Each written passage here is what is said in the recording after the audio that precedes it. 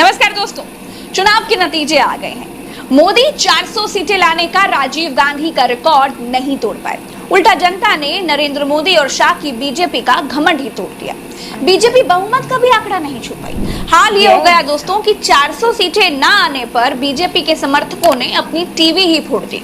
सरकार बनाने के लिए चाहिए थी 272 सीटें, लेकिन पूरी बीजेपी 240 सीटों पर ही सिमट गई।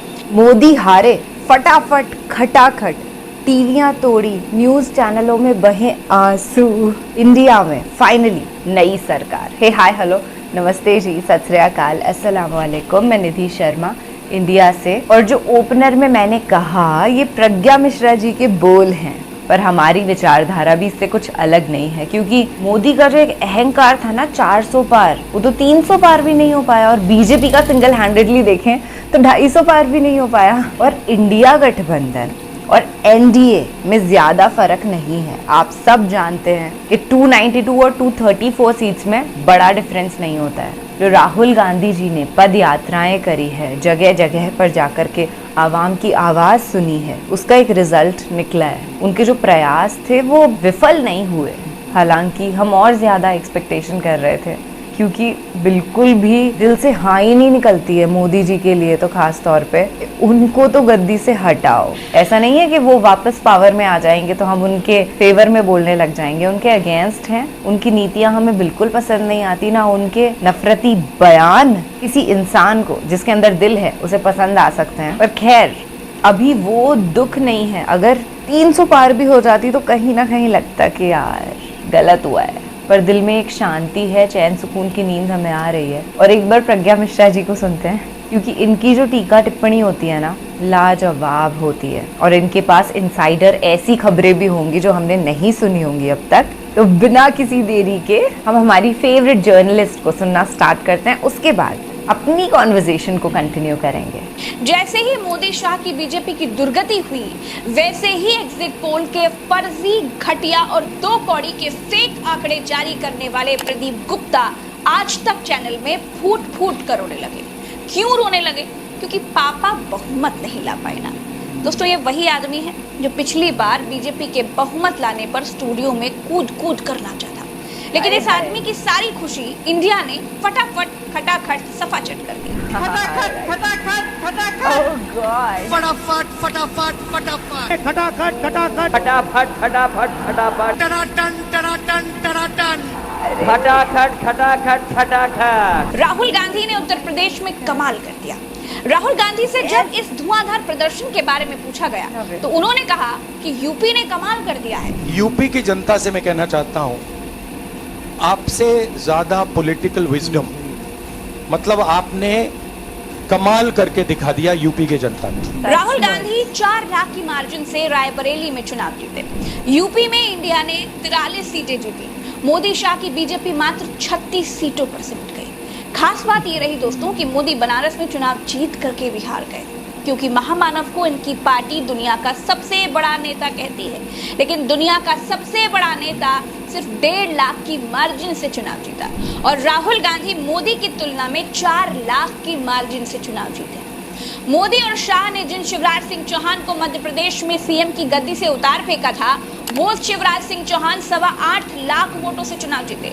मोदी जितने वोट के साथ बनारस से चुनाव जीते हैं, उससे ज्यादा मार्जिन के साथ विपक्ष के दर्जनों नेताओं ने जीत दर्ज कर ली है। मोदी बनारस में ही बौने साबित हो गए।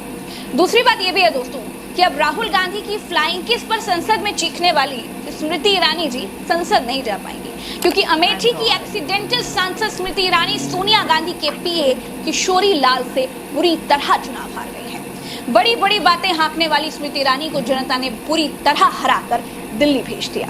प्रियंका गांधी से भी पूछा गया तो प्रियंका गांधी ने कहा कि उन्हें सबसे ज्यादा अपने उत्तर प्रदेश पर गर्व है। सबसे ज्यादा गर्व अपने यूपी पे। दोस्तों, यूपी में मोदी के तमाम मंत्री चुनाव हार गए। ढेर सारे ऐसी सीटें हैं जहां बीजेपी की लुटिया डूब गई। 44 सीटों पर इंडिया गठबंधन को शानदार जीत मिली। तो नगीना में अगर हम बात करें, वहां चंद्रशेखर ने सारे अनुमानों को ध्वस्त करके 1,65,000 वोटों के अंतर के साथ जीत दर्ज कर ली। लेकिन इंडिया गठबंधन इतने में कहां मानने वाला था। अब हारने की बारी तो दिग्गजों की थी। वाराणसी के बिल्कुल पास की एक सीट है, चंदौली। केंद्रीय मंत्री महेंद्र नाथ पांडे यहां से चुनाव लड़ रहे थे। महेंद्र नाथ पांडे को लगता था कि मोदी है तो मुमकिन है, लेकिन पांडे जी की सीट ही बच गई, चुनाव हार गए। लखीमपुर खीरी में अमित शाह के दुलारे आंखों के प्यारे टेनी महाराज, याद है ना आपको? जी जी, वही जिनके सुपुत्र ने किसानों पर गाड़ी चढ़ा दी थी, थार। हाँ, वो भी अपनी सीट हार गए। जालौन में भानु प्रताप सिंह वर्मा, फतेहपुर में साध्वी निरंजन ज्योति, मोहनलालगंज में मंत्री कौशल किशोर चुनाव हार गए। मंत्रियों की बात करिए तो अर्जुन मुंडा, राजीव, चंद्रशेखर, कैलाश चौधरी तक चुनाव हार गए। ये सब मोदी जी के मंत्री थे, मोदी इनको भी चुनाव नहीं जीता। आज की तारीख में दोस्तों बीजेपी के पास बहुमत नहीं है, और बहुमत ना होने पर क्या बदला वो भी मैं आपको बता दूं। जिन राजनाथ सिंह को मोदी ने अपने माले के भीतर नहीं लिया था, याद आया ना? जी हाँ, जैसे ही बीजेपी बहुमत से दूर दिखाई दी, राजनाथ सिंह मोदी के बैठे बिना ही कुर्सी पर बैठ गए। अब इसमें कोई बुरी बात नहीं है, लेकिन संदेश तो बहुत छिपे हैं। वाकई ऐतिहासिक चुनाव था, जिसने मोदी जी की लीड को आधे से भी कम कर दिया। तो बिहार में निर्दलीय पप्पू यादव को जिता दिया। नगीना में चंद्रशेखर की मेहनत का सम्मान लोगों ने किया। अच्छा, मैं स्पेशली पप्पू यादव और युवा नेता चंद्रशेखर आजाद के लिए बड़ी खुश हूँ। इनकी मेहनत को जनता ने सच में सराहा है।